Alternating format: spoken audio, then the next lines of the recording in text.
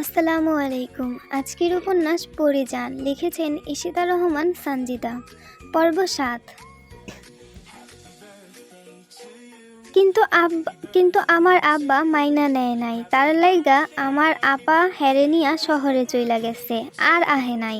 আব্বাই কইয়া দিছে এই বাড়িতে যেন আমার সোনা আপার নাম কেউ না নেয়। আম্মা অনেক কান্দে আপার লাইগা, তাই আমি একবার আপার লগে দেখা করতে চাই। পরীর কথার মাঝে একরাশ কষ্ট দেখতে পেল পালক। মেয়েটাকে প্রথম দেখে বদমেজাজি ভাবলেও এখন সে বেশ বুঝতে পারছে যে পরীর কঠোরতার পেছনে রয়েছে এক সাগর কোমলতা। ঠিক নারকেলের মতো উপরের শক্ত খোসা যে ভাঙতে পারবে একমাত্র সেই পারবে কোমলতার স্পর্শ করতে।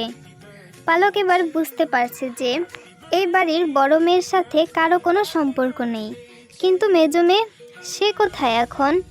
উত্তর জানতে তাই সে জিজ্ঞেস করে, আর তোমার মেজো বোন এখন কোথায়? পরি মাথা নিচু রেখেই জবাব দিল, রূপা আপার বিয়া হইয়া গেছে। বুঝলাম, কিন্তু পরি শহরটা তো তোমাদের গ্রামের মতো ছোট না যে খুঁজলেই তোমার আপাকে পেয়ে যাব। তাছাড়া তোমার আপাকে যে আমি কখনো দেখিনি, আর আমি মেয়ে হয়ে কিভাবে তোমার আপাকে খুঁজবো? এভাবে খোঁজা তো সম্ভব নয়, তবে চেষ্টা করে দেখব। মনটা খারাপ হয়ে গেল পরীর। এটারই ভয় পাচ্ছিল সে, হয়তো ওরা কেউই সোনালির খবর দিতে পারবে না। গোমরা মুখেই পরি বলল, তাহলে কি কোনোদিন আবার খোঁজ পাবো না? কথাটা বলেই উঠে দাঁড়ালো পরি। ছোট ছোট পা ফেলে দরজা দিয়ে বেরিয়ে গেল।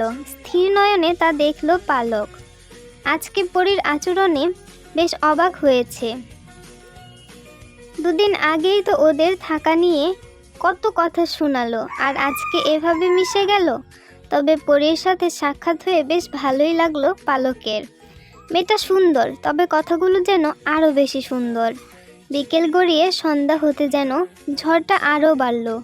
আফতাব আজকে বোধহয় বাড়িতে ফিরতে পারবে না। এই ঝড়ের মধ্যে কোনো মাঝিই নৌকা চালাবে না। পুরো জমিদার বাড়িতে অচেনা ৩ পুরুষ ছাড়া আর কোনো পুরুষ নেই। নাইব বারান্দায় দাঁড়িয়ে বৃষ্টি দেখছে আপন মনে। জড়ো হাওয়া গায়ে লাগছে, শীতও করছে, কিন্তু ঘরে যেতে ইচ্ছে করছে না তার। উল্টো হাত বাড়িয়ে সে বৃষ্টির পানি ছুঁয়ে দেখছে। সকালের কথা ভাবছে নাইম এখনও।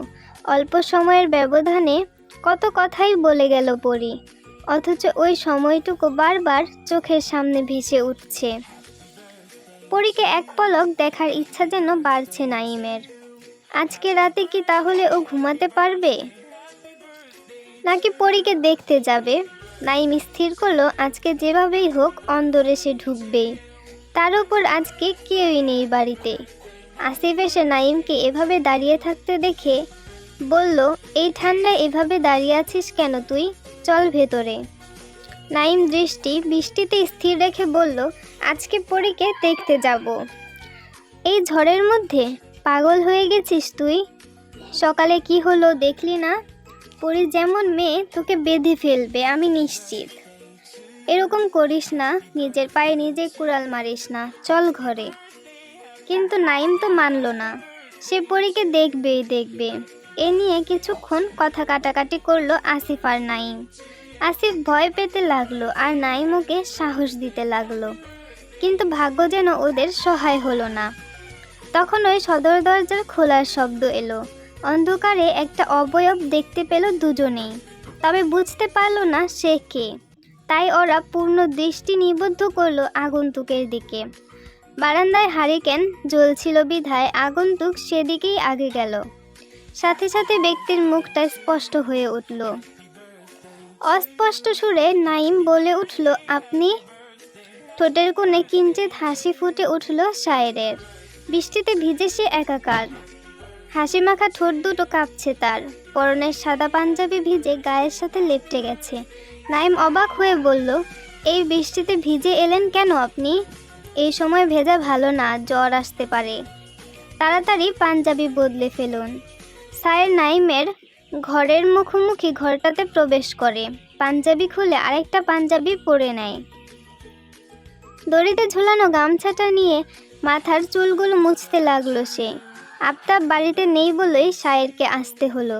না হলে তার ঠেকা পড়ছে এই ঝড়ের মধ্যে আসতে। কোনো মাঝি আসতে চায়নি বিধায় সে নিজেই এসেছে নৌকা চালিয়ে, সাথে কাকভেজাও হয়েছে। আফতাবের সবচেয়ে বিশ্বস্ত লোক হলো শেহরান শায়ের, বলতে গেলে ডান হাত। আখিরের থেকে সে শায়েরকে বেশি ভরসা করে। সব কাজের দায়িত্ব একমাত্র শায়েরকে দিয়ে নিশ্চিত হতে পারে। কোনো কাজে আজ পর্যন্ত দেরি করেনি শায়ের। তাছাড়া ওর কাজের হাত চমৎকার, বলতে গেলে যেখানে হাত দেয় সেখানেই সোনা পায়। এই জন্য আফতাব একটু বেশি স্নেহ আর বিশ্বাস করে শায়েরকে। এমনকি শহর থেকে ডাক্তার আনার জন্য শায়েরের হাত আছে। শায়েরের পরামর্শেই আফতাব ডাক্তার এনেছে। শায়ের বলেছে এতে নাকি আফতাবের নাম বাড়বে, সবাই আরও বেশি বেশি শ্রদ্ধা করবে তাকে। হয়েছেও তাই। সবার মুখে মুখে এখন আফতাবের গুণগান ছাড়া কিছুই শোনা যায় না।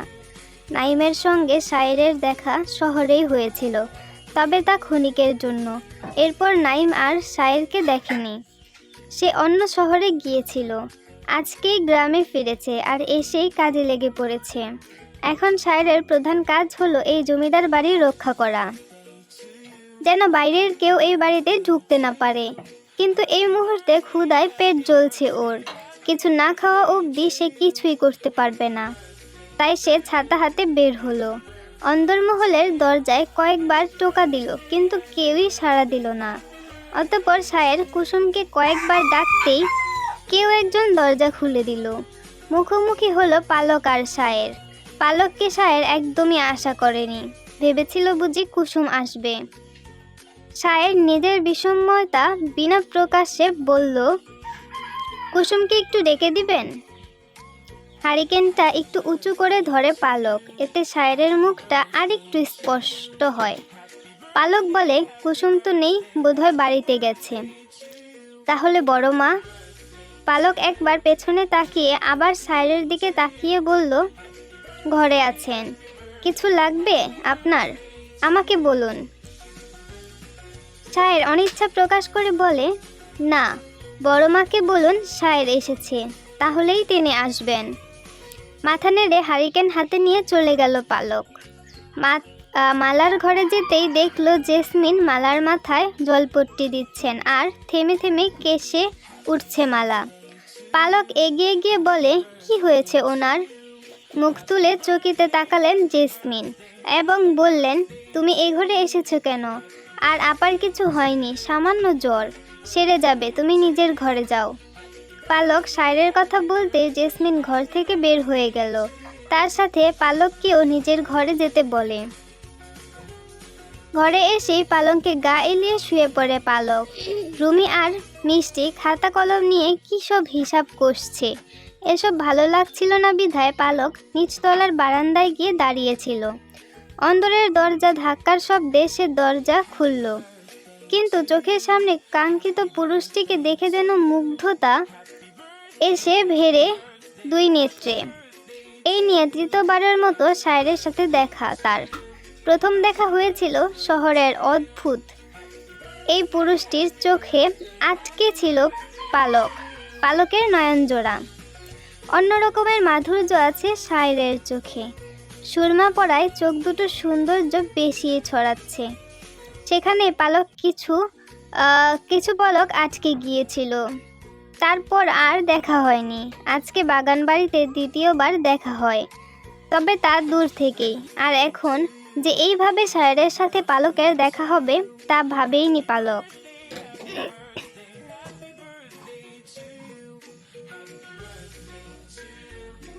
এখানে লেখিকা একটা নোট লেখা দিছে, যেহেতু এটা উপন্যাস তাই সামনে আরও কিছু নতুন চরিত্রের সাথে পরিচিত হবেন সবাই। তবে কে ভালো কে খারাপ তা এখনই বলা মুশকিল, আস্তে আস্তে সব পরিষ্কার হবে। তারপরে কালবৈশাখী ঝড়ের মতোই তাণ্ডব চালিয়েছে কাল রাতের ঝড়। গাছের ছোট ছোট ডালপালাগুলো উড়ে এসে পড়েছে অন্দরমহল ও বৈঠক ঘরের উঠোনে। গাছগাছালির পাতাতেও ভরপুর হয়ে আছে। ঠিক তেমনি এভাবে এ ঝড় নদীর নালায় তাণ্ডব চালিয়েছে। বিন্দুদের নৌকা খানি সারা রাত দুলেছে। ভাগ্য ভালো যে পুরোপুরি উল্টে যায়নি, তাহলে ওদের থাকার জায়গা বলতে আশ্রয় কেন্দ্রেই শেষ ঠিকানা হতো। কিন্তু নৌকায় দুটো ফুটো হয়ে গেছে, চুয়ে চুয়ে পানি ঢুকছে সারা রাত। বিন্দুর মা চন্দনা দেবী আর সখা নদীর পানি ফেলেছে। রাতে দু চোখের পাতা এক করেনি তারা। কিন্তু ইন্দু বিন্দু দুই বোন মরার মতো ঘুমিয়েছে। শত ডেকেও চন্দনা ওদের তুলতে পারেনি। ওদের এক কথা, মরলে মরুক, তবুও ঘুম ছাড়বে না। দরকার পড়লে ঘুমের ঘোরেই নৌকার তলে চাপা পড়ে মরবে। এই জন্য সকাল হতে চন্দনা দেবী বকাবকি শুরু করে দিয়েছে। চিল্লিয়ে বলতেছে, তগমতো মাইয়া লাগতো না আমার। ছোট পোলাডারে নিয়া সারা রাত জল হেসলাম, আর সেমরি দুইটা গতরে তেল লাগাইয়া ঘুমাইল। হারামজাদি হতচ্ছাড়ি, তোর বাপের তো খবর নাই, আইস খাইবি কি? গলায় ঢালনের মতো কিছু নাই। আমি মরি আমার জ্বালায়, কেউ একটু দেখেও না। এত মানুষ মরে, আমি মরি না কেন? কপাল চাপড়াতে চাপড়াতে চন্দনা নৌকায় বসে বসে অর্ধভাঙ্গা গামলা দিয়ে পানি ফেলছে, সাথে চোখের পানিও ফেলছে। ছেলে মেয়েদের নিয়ে আর পারছে না চন্দনা। বিয়ের পর থেকেই কষ্ট করে আসছে। স্বামী মহেশ মাছ বিক্রি করে কোনো রকম সংসার চালায়, তবুও কিসের যেন কমতি থেকেই যায়। সব টাকাই যদি সংসারের পিছে খরচ হয়ে যায়, তাহলে সঞ্চয় করবে কি? মেয়ে দুটোও তো বড় হয়েছে, বিয়ে দিতে হবে তো। কিভাবে কি করবে তা ভেবে ভেবে চন্দনার দুঃখের শেষ নেই। কিন্তু মহেশ অত ভাবে না। কিভাবে দুটা টাকা সঞ্চয় করবে মেয়ে বিয়ের জন্য, তাও ভাবে না। 3 সন্তানকে মহেশ খুব ভালোবাসে, বিশেষ করে বড় মেয়ে বিন্দুকে। কেননা বিন্দু নাকি দেখতে একদম মহেশের মতো, গায়ের রং শ্যামলা, চোখ, এমনকি স্বভাবটাও মহেশের মতোই। এজন্য মহেশ বাকি সন্তানদের থেকে বিন্দুকে একটু বেশি স্নেহ করে। এজন্য প্রায়ই মহেশের সাথে ঝগড়া হয় চন্দনার। মেয়ে মানুষ, বাড়ন্ত বয়স, কখন কি ভুল করে বসে কে জানে। তাছাড়া মেয়ে তো আরেকটাও আছে, ওকেও তো বিয়ে দিতে হবে। চন্দনার কথা যেমন আগেও কেউ কানে নেয়নি, তেমনি আজকেও কেউ কানে নিল না। ইন্দু গিয়ে মাটির চুলা জ্বালাতে বসে পড়ল, আর সখা নিজের ছেঁড়া গামছায় করে আনা ফল পাকুড় বের করে বসলো। বিন্দু কলা গাছের ভেলাটা নিয়ে বের হয়ে গেল। ঝড় থামলেও মেঘ কমেনি, তার সাথে গুটি গুটি বৃষ্টিও পড়তেছে। কিন্তু এই বৃষ্টি বিন্দুকে ভেজাতে ব্যর্থ। ভেলা নিয়ে শাপলা বিলে এসেছে সে।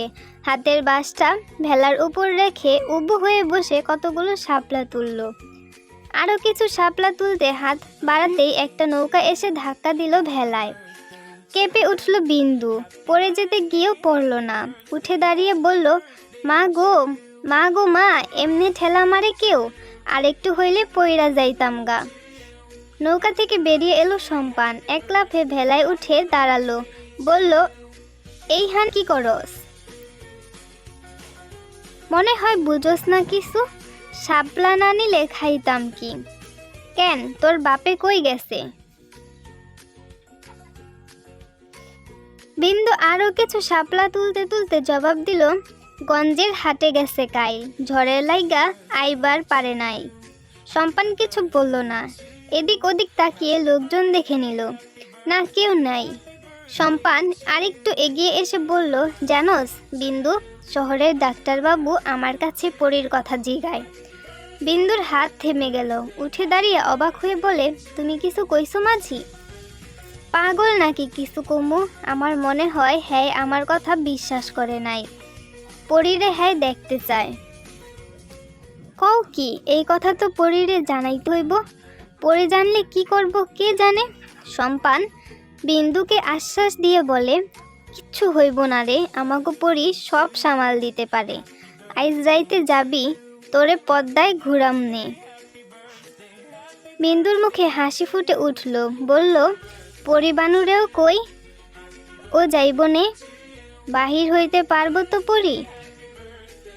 তাইলে নিয়া যামনে, তুই তৈয়ার হইয়া থাকিস তাইলে। সম্পান আর কথা না বাড়িয়ে নৌকা নিয়ে চলে গেল। অনেক কাজ তার, আজকে ঔষধ আনতে শহরে যেতে হবে তার। সারাদিন কাজ করলেও রাতে ছুটি পাবে সে। শাপলাগুলো একসাথে জড়ো করে বেঁধে নিল বিন্দু, তারপর দাঁড়িয়ে বাঁশটা হাতে নিয়ে চলল নিজের গন্তব্যে। এর আগেও অনেকবার সে সম্পানের সাথে পদ্মায় ঘুরতে গিয়েছিল, তবে পরীর সাথে হাতে গোনা কয়েকবার গিয়েছিল চক্ষুর অন্তরালে। পরী জমিদার বাড়ির সবাইকে ধোঁকা দিয়ে তো সব সময় আসতে পারে না, তাই বিন্দু আর সম্পানই ঘুরতে যেত। সম্পান মাঝি হলো পদ্মার রাজা আর বিন্দু হলো পদ্মরানী। এই উপাধি পরী ওদের দিয়েছিল। সম্পান বিন্দুর একমাত্র ভালোবাসার সাক্ষী হলো পরী, তবে বিন্দুর সাথে পরীর বন্ধুত্ব যেন আচমকাই হয়ে গেছে। পরী তখন ছোট্ট ছিল, গ্রামের কারোর সাথে এসে বন্ধুত্ব করতে চাইতো না। অনেক ধনী পরিবারের সন্তান থাকতেও গরিব হিন্দু সম্প্রদায়ের এই মেয়েটিকে সে নিজের বন্ধু হিসেবে বেছে নেয়। দুজন দুজনের প্রাণের সখী।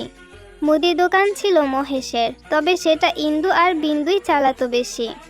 মহেশ ঘুরতো পরের নৌকায়, জাল ফেলতো নদীতে। ওই দোকানে এসে বিন্দুর সাথে প্রথম পরিচিত হয় পরী।